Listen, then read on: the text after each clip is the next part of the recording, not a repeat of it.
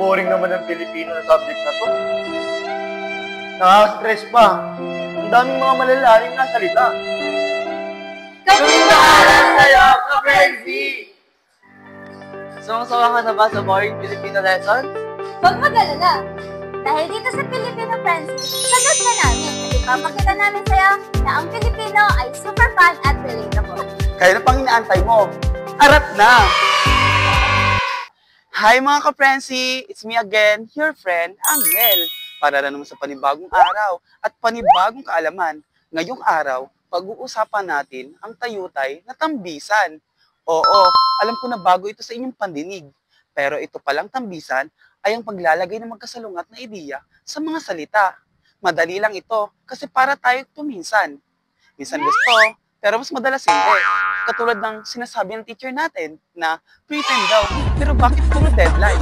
O diba? Madali lang, pero medyo magulo. What? Kaya kung ayaw nyo maguluhan, minanda akong video para sa inyo. So ano na, let's watch this!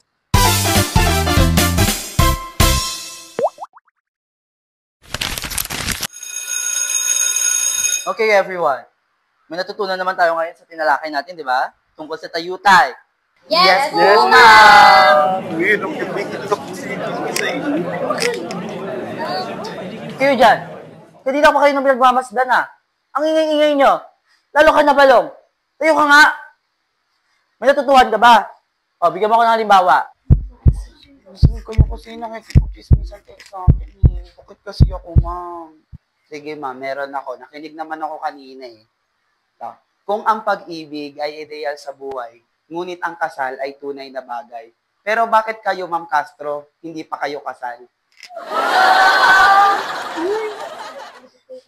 Uy, pag kayo tinawag. Ang sabi mo ba, Long? At kayo, ang nakakatawa, ha? Get 1/4. May quiz tayo. At ikaw ba, Long, ha? Ikaw. Sumama ka sa akin. Punta tayo sa principal's office. Nauna. Bata na to. Ayan, mga ka-Frenzy. Mukha namang may natutuhan tayo ngayong araw. Kanina, nakasama natin sina Samantha at Ma'am Castro. Ngayon, sasabihin ko sa inyo kung anong tayutay na tambisan ang kanilang ginamit. Ang kanilang ginamit ay kung ang pag-ibig ay ideal sa buhay, ngunit ang kasal ay tunay na bagay.